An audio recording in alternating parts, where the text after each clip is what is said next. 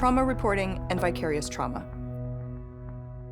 It is so important to understand that covering trauma can be traumatic for you, and we'll talk more about that later in this module.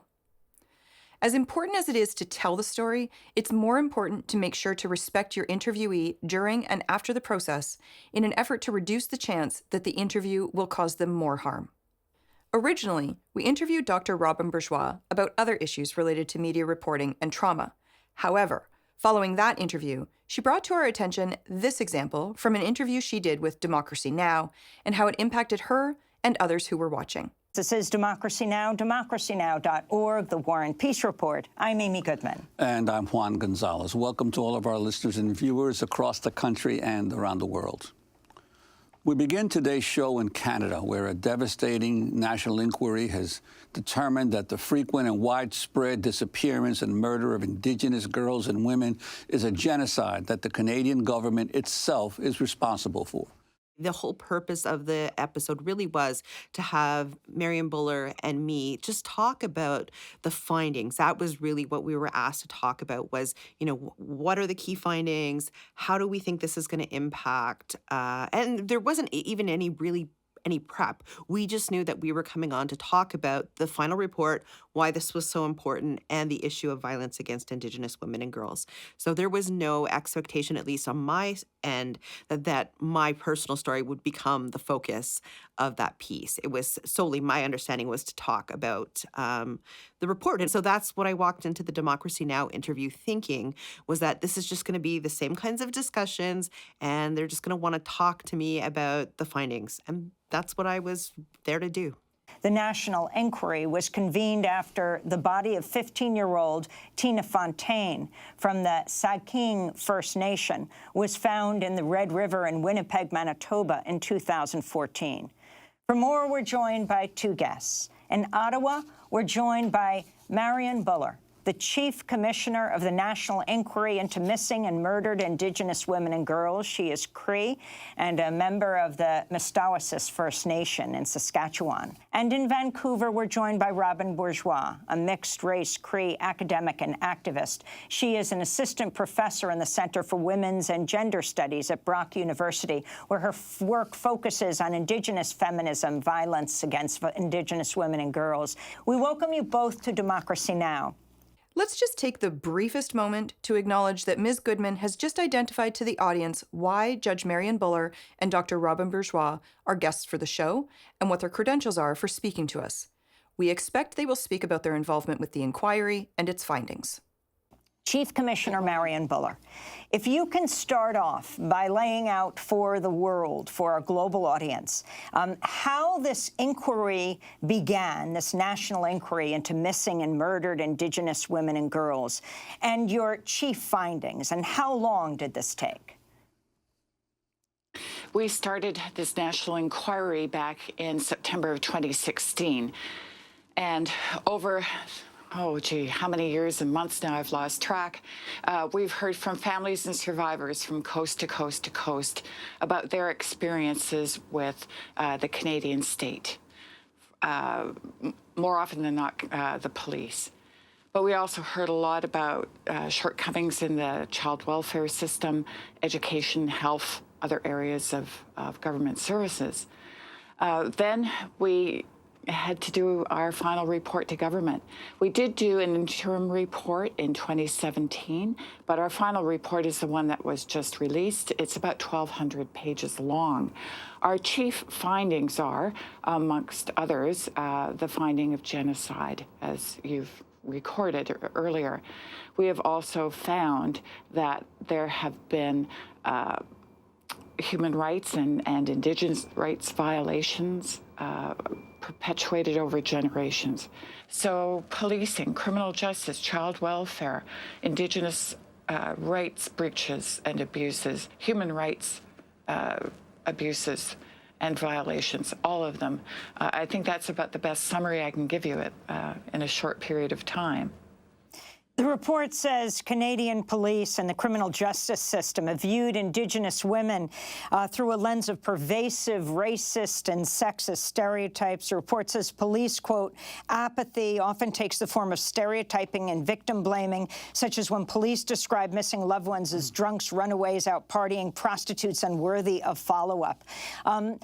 Declaring this, and with the Prime Minister of Canada talking about this now as a genocide as a result of your inquiry, accepting the results of your inquiry, how does this mean the police attitude toward Indigenous people will change? Well, first of all, the truth is out there now. It's public knowledge now that this is how police services have been treating Indigenous women and girls. I think that this has started a movement of police services to rethink their policies and practices. But most of all, I'm hoping that it will mean that police services will start to build new relationships with Indigenous communities and Indigenous people. You can't unhear the truth now. I'd like to bring in Robin Bourgeois, an assistant professor in the Center for Women's and Gender Studies at Brock University. Welcome to Democracy Now! Your reaction to this report, did you expect such a sweeping and damning condemnation of Canadian government policy? Again, we're being told here, Dr. Bourgeois is being told what she's meant to speak to us about. What is her reaction to the report, and did she expect this result? Honestly, I didn't. Having studied previous encounters like this where Indigenous women have gone to the Government of Canada, one of the things I've been very critical of is that I found like there was a diminishment of the violence sometimes. And I've been waiting, for most of my life to hear what has happened to me, because I'm also a survivor of this violence. To hear that be described as genocide, I mean, it's been 40 years. And I think it's overwhelming, and it's about time. Dr. Bourgeois has, with 8 words, I am also a survivor of this violence, provided a context clue to her feelings about the findings of the inquiry, and she's provided no additional information about that context. So talk about what you were most surprised by in this report, Professor Bourgeois. Talk about what this means in your community and in Indigenous communities across Canada. Ms. Goodman has again reminded us why Dr. Bourgeois is being interviewed. She is there to speak about the report and what it means. Sure. I actually think that the most surprising part was genocide. I think we have had a tendency to sort of distance ourselves from that term in some ways. I think about, for example, the final report of the Truth and Reconciliation Commission into Indian residential schools, where the term cultural genocide was used. And I've always been very critical of that, because that prefix of cultural implies that it was our Indigenous cultures that were destroyed and eliminated, and not so much our nations and our people. And to say that this is genocide, to actually, take this UN definition, this standard international understanding of what that means, and saying, no, you know what happened to to Indigenous people, Indigenous women and girls, and 2S LGBTQIA folks in this country is genocide, is profound. We've always known this, and we've always argued this, and to hear it reiterated and emphasized and amplified, I think, by the final report is such a remarkable thing. I feel like, in some ways, as a survivor, been carrying that burden and that truth with me, it's been lifted off my shoulders now, because now there is this official document that backs that up. Dr. Bourgeois has repeated the context clue of why this is important to her personally, but she is very much focused on what the inquiry and its findings mean as a whole and to Indigenous communities. And now we have this report that says, no, this is absolutely genocidal, systematic violence perpetrated against Indigenous peoples in this country. Bourgeois, you've talked about your own experience. You referred to it. What is that experience? First of all, why is Ms. Goodman addressing Dr. Bourgeois by only her surname? No first name, no title, just her surname. Second, Dr. Bourgeois has not talked about her own experience. She very casually referred to it twice, buried in the larger discussion she was having about the inquiry and its findings. We are not aware, and Dr. Bourgeois most certainly is not aware, that she is to talk about her experience of trauma. And you can see on Dr. Bourgeois' face and hear in how she begins to answer this question that she is taken aback.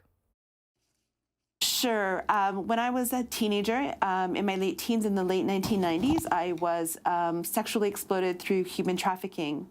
So I was lured in the very early days of the internet by a man who claimed to want to love me and be my boyfriend, and then very carefully groomed me, and then forced me to sell my body in the streets of Vancouver. So it's actually a little ironic that I'm having this conversation with you right now from Vancouver, where my story begins. We learn from Dr. Bourgeois, through the interview we did with her, that the backdrop she is sitting in front of is also where she was threatened. Dr. Bourgeois was not consulted about the image that would be projected onto the green screen in front of which she's sitting. And I was very fortunate, despite being drugged for most of that time and being violently raped and abused, that I was able to escape. And I just felt like I had a second chance, and I was going to do everything in my power to make sure this never happened to another woman. You can see throughout this segment how uncomfortable Dr. Bourgeois is answering this question she's been asked without warning and on live television. I'd like to ask Chief Commissioner Buller, the comments by Prime Minister Trudeau at the press conference, were you able to have an extended conversation with him, and your sense of how, what your expectations are of the Canadian government moving forward on the conclusions of your report? Mr. Gonzalez, after hearing Dr. Bourgeois' story, and while she's still on screen, jumps immediately to a question for Judge Buller. He doesn't take even the briefest second to acknowledge what Dr. Bourgeois has just shared. He doesn't thank her. He doesn't acknowledge that sharing her story, especially without warning, must be difficult. He skips right over to Judge Buller, like Dr. Bourgeois has simply shared with the audience what she had for breakfast. While he's finishing his question to Judge Buller, the camera again goes to Dr. Bourgeois, even though this question is not for her, and we can see her discomfort. Well, first of all, Dr. Robin, can I tell you that I send you my love and my support for your experiences, and you were a wonderful witness with us. Thank you. So I send you my love. Fortunately, Judge Buller has recognized the gravity of what's just happened here and hasn't left Dr. Bourgeois entirely alone in the sharing of her trauma. Judge Buller has acknowledged what Dr. Bourgeois has just shared, commented on Dr. Bourgeois' contribution to the inquiry, and offered a heartfelt message to Dr. Bourgeois. Judge Buller then goes on to answer the question she's been asked. In many respects, our work is done, and it's in the political arena now. I would certainly make myself available should the Prime Minister want to talk to me and or the other commissioners about our findings of fact. But when we gave it to the report to him yesterday, we were in many, many ways handing it over to him. For the rest of the interview, another 6 minutes from here, Ms. Goodman speaks only to Judge Buller. At the end of the interview, both interviewees are thanked for participating, and again, Dr. Bourgeois' sharing is not acknowledged with even a word or two. It was jarring on two fronts, because the first was that they asked me. They straight up asked me, can you tell this story? They didn't prep me. Usually when people want me to talk about my story, they prep me and say, we'd really like you to share the details, because it's traumatic, to relive those moments. It always triggers my PTSD. I have to prep myself to have those conversations. And yes, I brought it up. Absolutely. But just to have it asked right on live camera, and I went, oh, okay, I got to talk about this. And I happened to be in front of a screen and not knowing, and they don't even know this to this day, I bet, but they were in front. They were the Pan Pacific. They had the Pan Pacific Hotel in Vancouver behind me on a green screen. And that's exactly the scene where the incident started, where I was taken down to the water and threatened and then forced into trafficking. So that is all in the aftermath of this, right? But then the response from the male reporter was like, it was like an immediate pivot. There was no acknowledgement what I had just shared. There was no acknowledgement of how hard that might have been. It was an immediate pivot. It was almost like he didn't know what to do with that information. So they had asked me, and then they were like, well, we don't know what to do with this, so we're going to just pivot and go back to Marian Buehler. And she saved it in many ways, because she responded and said, just a second, Robin just shared something, and we want to acknowledge that. And really took the time to recenter what had just happened. But it really was erased. And it was, I will say, I think I blocked it for a really long time. I saw the interview, and I just was like, okay, whatever. I'm used to people not being able to hold space for my story. They want it, but when it comes out, they can't hold space for it. And so they just pivot and move on. And it took a really long time. And actually other people pointing out to me, that's really messed up, for me to be like, yeah, you know what? That really was messed up. And now I look at it and I just think, oh my gosh, that's a horrifying experience. And, I'm pretty strong. I've told my story, for 10 years now. I've told the details of it, and I've gone into greater detail in other settings. I mean, I just think, if I wasn't in that place, if I hadn't been used to telling my story, the trauma it would have caused people, especially if where it was raw, or they hadn't processed their emotions, or they didn't even have it, like I had a safety net to go back to. That was so traumatizing, and it could have destroyed someone. It really could have destroyed someone. All of the literature reviewed for the development of this training program, whether written by academics, journalists, or trauma experts, advises that journalists ensure their interviewee is well prepared to know what the interview is about and what topics will be covered. There are also recommendations throughout the literature about consulting interviewees about imagery. The production team couldn't have known about the meaning of the backdrop they chose for Robin's interview. But what would it have taken to ask, is there a particular image of Vancouver you'd like projected behind you? Lest we leave you thinking that this particular example from Dr. Bourgeois is an anomaly, Grant LaFlèche shares an experience for which he was present as another journalist was asking questions of a trauma survivor, and he also offers some advice. There was a big policing and victims of crime conference in Niagara Falls.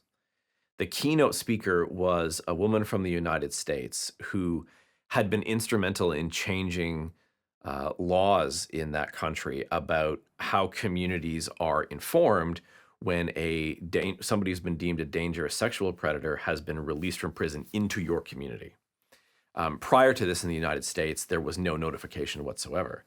And in this very tragic case, this offender had been released. He'd served his time, was released from prison, but he was, really regarded, rightly so, as a highly dangerous person with a high risk of reoffending. And he ended up kidnapping, assaulting, and killing this woman's young daughter.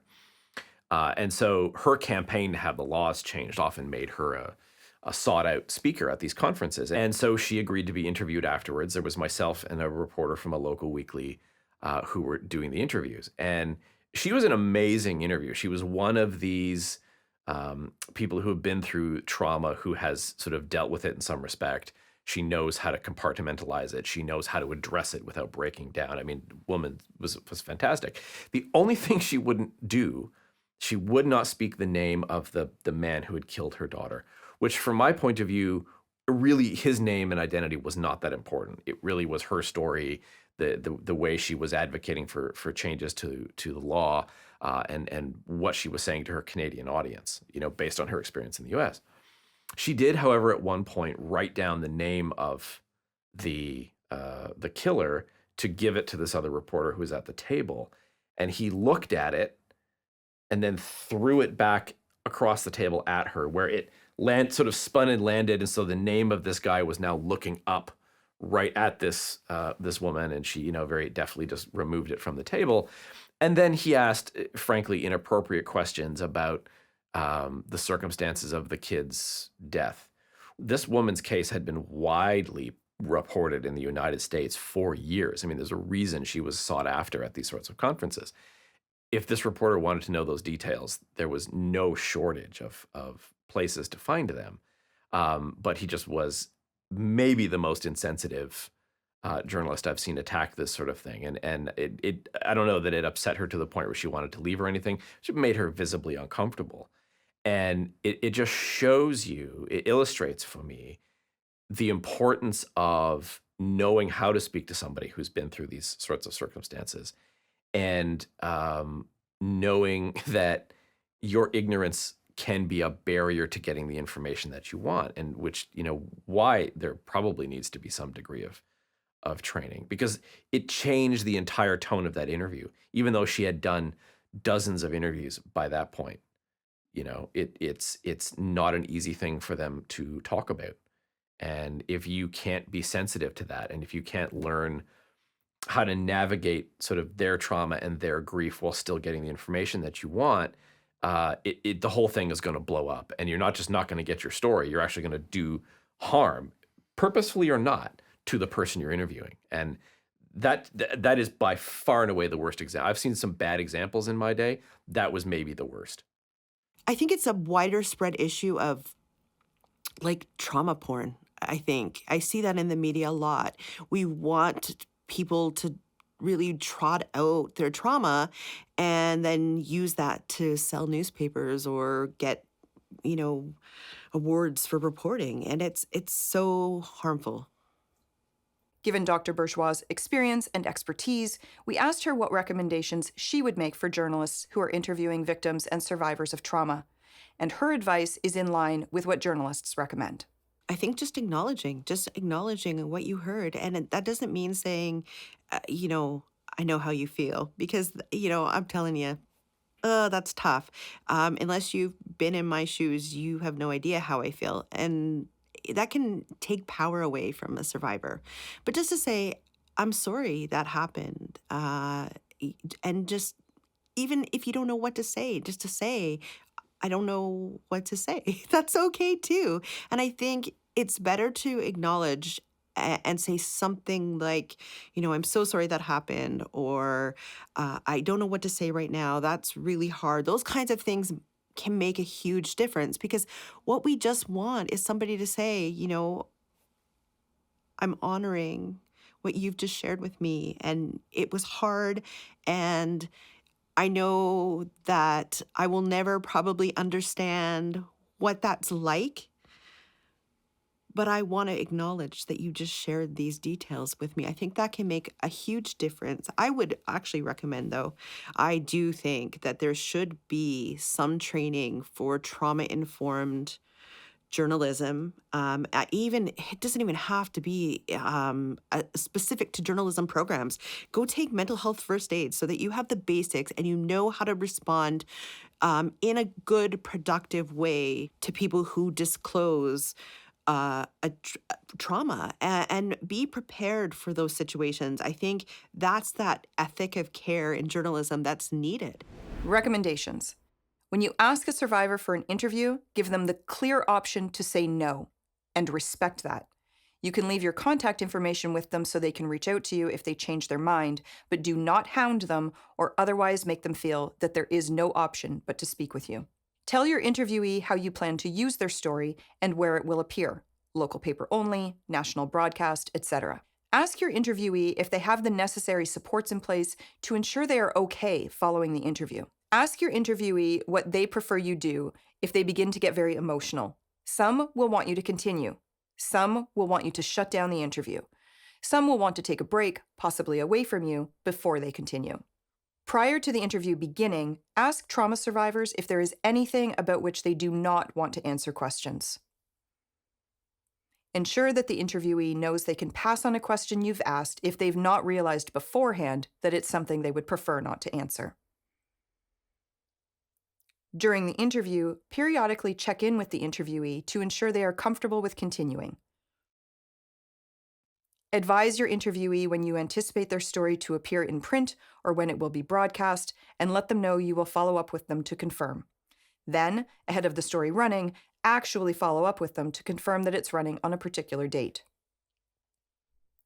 When the interviewee has answered your questions, spend a few minutes discussing other things that are unrelated to the interview and that are unlikely to leave them unsettled. This helps to ensure that you're not leaving them in a state of being triggered by their trauma. Follow up with them days, weeks, and months after the interview to ensure they're okay and to demonstrate that you were not simply extracting a story from them without empathizing with them. From a professional standpoint, this will also offer them a certain level of comfort in speaking with you again, should there be a desire to do follow-up stories. If you are aware that their story is to be used in other ways by your media outlet, be sure to contact your interviewee to give them a heads up of what to expect. In Joe Healy's book, Trauma Reporting, A Journalist's Guide to Covering Sensitive Stories, former journalist and documentary filmmaker Gavin Rees, who is now the Senior Advisor for Training and Innovation at the Dart Center for Journalism and Trauma, shares these tips for trauma-informed interviewing. Allow yourself to be human. Interviewing someone about a painful, traumatic situation can be daunting. You may find the material distressing. Stop, take a breath, and reconnect with yourself before rushing in. Sometimes, interviewers think that if they artificially stifle their own feelings, it will help them be in control during an interview. But there is a paradox in play here. Cutting yourself off from your own responses can make it more likely that they hijack you, jack-in-the-box fashion, during an interview. Being in touch with your feelings will help you read others' feelings. Just remember that the primary focus during the conversation itself is always on their experience, not yours. Don't let your own stuff get in the way of that. Later on, when you are back from the interview, speak with a friend, colleague, or mentor to help process anything that came up for you. Knowing how to put troubling knowledge into perspective is a key craft and self-care skill for any journalist doing trauma work. Explain the process. Remember that most people aren't media savvy and don't really understand what the journalist is doing. Trauma itself leaves people feeling disempowered, and so it is doubly important not to compound that and to explain the process. If you need to ask a question that appears off the wall, explain why. If you are working with video and need to shoot B-roll of someone walking or making tea, again, it is good to explain why. These small collaborative gestures can do a lot to make people feel more secure. Head off unwelcome surprises. Imagine that you are interviewing a survivor of sexual assault. They may not fully understand that you could be using difficult or graphic details, or even be interviewing the perpetrator. It is really important to explain this and make sure that you have fully informed consent. Again, think collaboratively and don't be afraid to discuss with them what you are planning to write. Try not to invest too much attention and energy in worrying about the kinds of questions that you'll ask and make them overly complicated. Simple questions work best, such as what happened, or tell me about X when asking about a family member who has died. It gives people a space to locate a starting point in which they feel comfortable. The single most important skill you need to develop as an interviewer is to listen. People want to be heard. The better you are at listening, the easier it becomes to spot that important, potentially overlooked detail. But it is not a sit back and just let it happen process. Give people space to talk about what they are comfortable to discuss, and then pick up on threads that you are interested in knowing more about. That way, you narrow the topic down without cutting across your interviewee's train of thought too much. Be careful not to load questions with emotion. The danger with a question like, "How do you feel?" is that it targets the emotional centers of the brain. If you are unlucky, it can drop somebody straight back into the same intense, visceral feelings that they had during the traumatic incident. People may even dissociate or start to become hyper-aroused. Questions with lots of feeling words or graphic illustrations in them are likely to get answers that are less coherent than simpler questions that focus on events. If someone has lost their son to knife crime, it is not a good idea to ask, "What did it feel like when you heard he had been stabbed?" as it is likely to bring the shock of that moment back. "What has the impact been of his death on you?" is a better question to ask. It encourages somebody to think about their feelings rather than feel them. Similarly, a slightly abstract, roundabout question may give someone that extra distance from the experience that they need to speak with clarity. An example of this type of question might be, if you were to look back at that time, how now would you describe the feelings that you had then? Be careful not to dig into feelings in an abusive way. People have the right not to talk about traumatic experiences if they don't want to. Think about where you are leaving people. Conversations about traumatic events in the past can leave people feeling as if they are back in that time and place.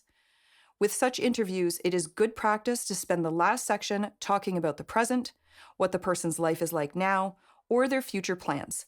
This reduces the risk of leaving someone in a place where they are still churning over the most painful parts of their narrative. Know your limits. Journalists sometimes get into trouble when, motivated by a strong desire to take someone's pain away, they promise things that they can't deliver, like friendship or a solution to a problem. Having ill-thought-out boundaries can get you into all kinds of messy and morally compromising situations. There is no formula. What might work in one situation may not in another, so there are very few hard and fast universals. You need to cut your cloth according to the situation. Key takeaways. Trauma is about power and powerlessness. Never let your subject feel powerless. Try to offer your subject some control in how you work with them and tell their story. Understanding that deadlines are ever present, journalists must expect to allow a significant amount of time when interviewing someone who has experienced trauma. Interviewing trauma survivors is not the time to be skeptical, judgmental, or express disbelief. This is also not the time to make them revisit the scene of an incident or describe details that can be found elsewhere.